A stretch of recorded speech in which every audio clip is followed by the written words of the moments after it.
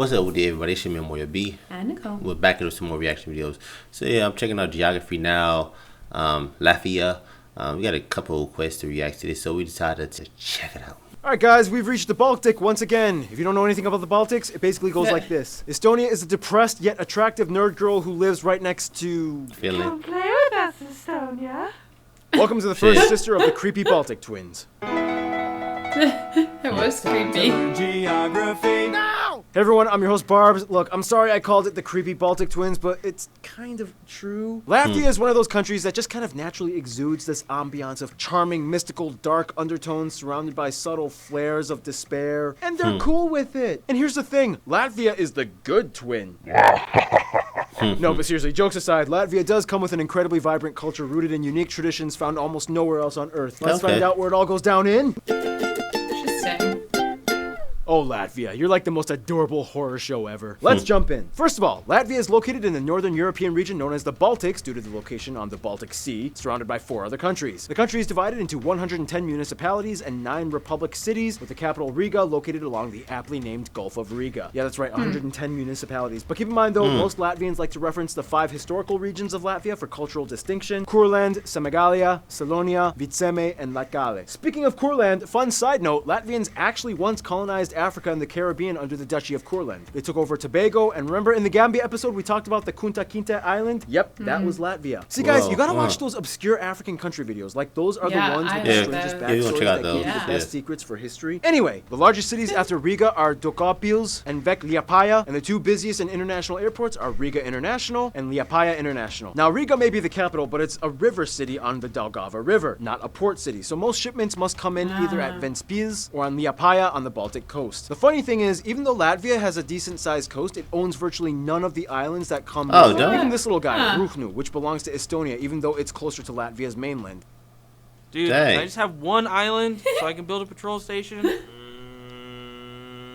No. Oh, and if you look closely at the border with Estonia, they have Valga, which is a town split in half by the 2 nations. Now, if there's one thing about Latvia that makes it stick out, it would have to be the architecture. Riga is famously known for its Nouveau-style buildings, which won the title of European Capital of Culture back in 2014. The city has over 4,000 historic wooden buildings, more than any other European city. And of course, if you Google Latvia, it's hard not to come across the most iconic building, the House of Blackheads, originally built in the 1400s. It was bombed in World War II and rebuilt. It's beautiful. But the country does come with an austere backdrop. Back in Soviet times, things got pretty morbid, and you still see the residue to this very day. You can see ghost towns that were once used to house Soviet officials and their families, like Skrudna 1, an abandoned radar station village complete with decaying apartments, schools, and gymnasiums, all adorned with Lenin and Soviet imagery left to rot. The Latvians kind of use this to their advantage, though. They even took a military prison and made it into the world's creepiest hotel. The Karausta Military Prison Hotel, in which you can pay to be treated like a prisoner of war in World War II Nazi Germany times. Your accommodations include getting yelled at and arrested, sent to a dark, damp, gritty room with no beds, only a light mattress and blankets on the floor, no room service, and you get locked in your room. Latvia! Speaking of which, some other places of interest might include Riga's Old City, the Basilica of Aglona, Turaida and Koknese Castle ruins, the Monument of Freedom, Rundal Palace, sometimes called the Versailles of the North, the Art Nouveau District and the Art Nouveau Museum in Riga, the Mark Rothko Museum, pretty much the entire city of Cesis, Ziemelu Northern Forts, and the Daugavpils Fortress. Alright, that covers that. Now we get into Latvia's land makeup, and to add to the somber undertones, it's gonna get a bit swampy.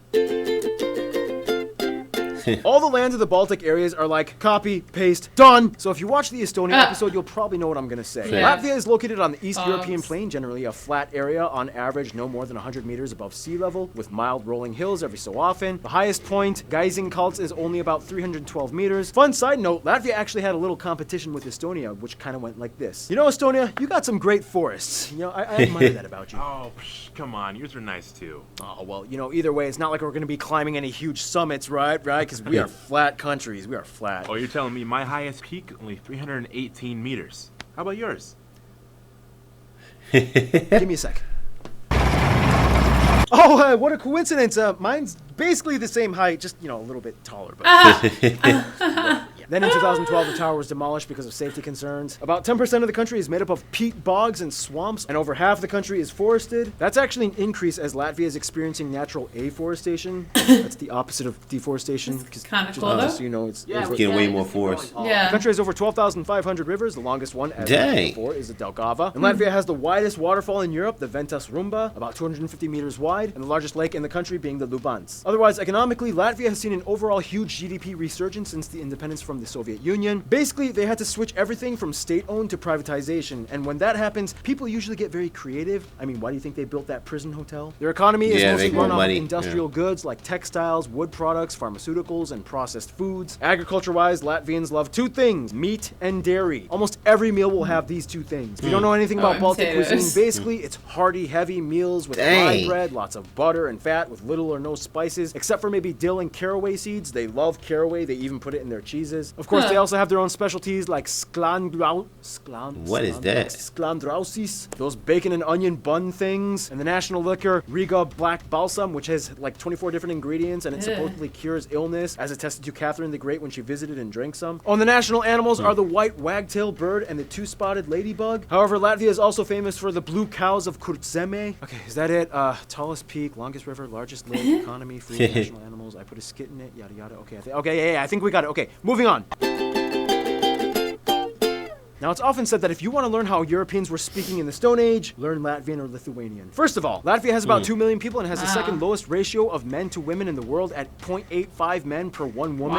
Remember, Estonia was the highest. The country is made up of 63% of people that identify as ethnically Latvian, about a quarter are Russian, and the rest are made up of other groups, mostly Belarusians, Ukrainians, Poles, and Lithuanians. They use the euro as their currency, they use the Type-C plug outlet, and they drive on the right side of the road. About the sex ratio thing, just like the other Baltic states, Latvia experienced a huge population loss during World War II. In fact, almost 13% of the entire country was killed, one of the highest percentages in Europe. And of course, the vast majority of these people were men. And just like all the other Baltic states, a lot of these women grew up to be supermodels or insanely tall, like 7'1", 2.15 meter tall Ulyana Semyonova, who helped Latvia get all these gold medals back in the Soviet times in basketball. And she was the first non-US woman enshrined in the Basketball Hall of Fame. Yeah, that is a tall woman. Today, Latvian and Lithuanian are the only two Baltic languages left in existence. The last relative, Old Prussian, went extinct in the 19th century.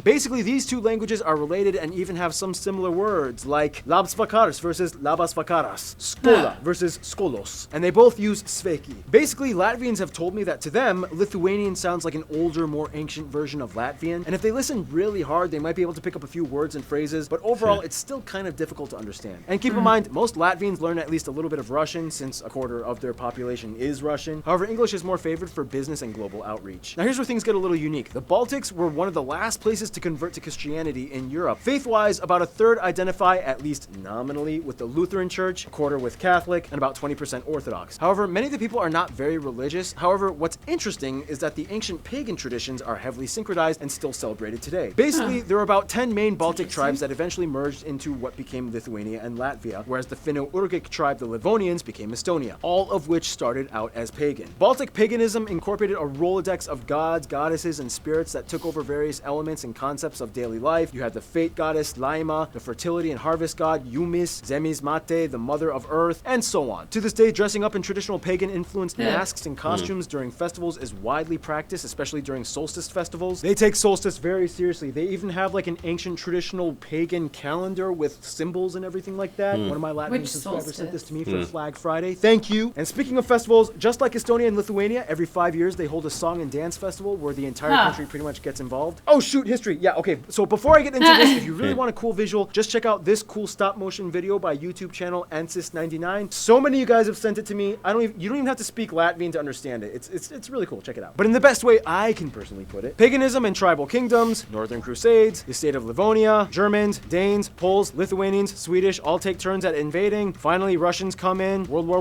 I, War for Independence. They get their first republic for a few decades. Then Russia comes in and is like, JK, I'm back. They become a Soviet republic state. Tons of people people die. 1941, Nazi occupation. Tons of people die again. Soviets come in and reclaim Latvia. Yada, yada, yada. All the Soviet Dang, years. that's Russians crazy. move in. 1991, independence through the singing revolution that they did with all the other Baltic states. Oh, 2000s, yeah. they went through an economic boom. 2008 recession. And today they're recovering and doing fine, mostly. Some notable people from Latvia or of Latvian descent might include Yanis Kakste, Andres Pumpurs, Christianis Barons, Rainis and his wife Aspazia, Arvins Lumentals, aka the Crocodile Dundee, I was Mark gonna say. Rothko, Jacob W. Davis, he invented jeans, Kristaps Porzinkis, the music group The Hobos, Frederick Wilhelm Ostwald, Alexander Slaime, Anatoly Solovyev, Ginta Lapina, Bill Rabane, and the music group Carnival Youth. Whew. So as you can see, Latvia is an interesting tradition-holding, somewhat dark past-oriented nation that moves with haste. Let's see who's tagging along with the ride with them now, shall we?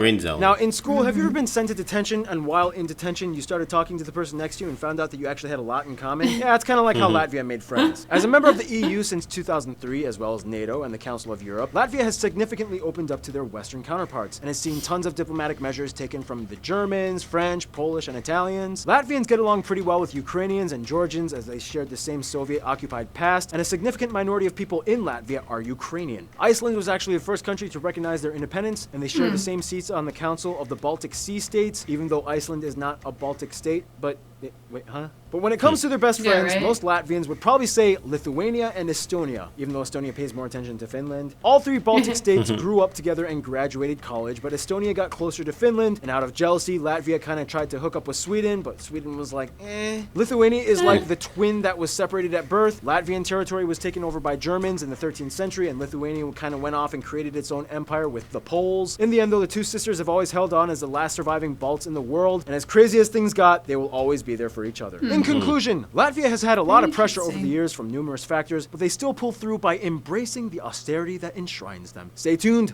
Lebanon is coming up next. Lebanon. That'd be pretty cool. I like these because there's so many, like I said, there's so many different countries in the world, like between Yeah.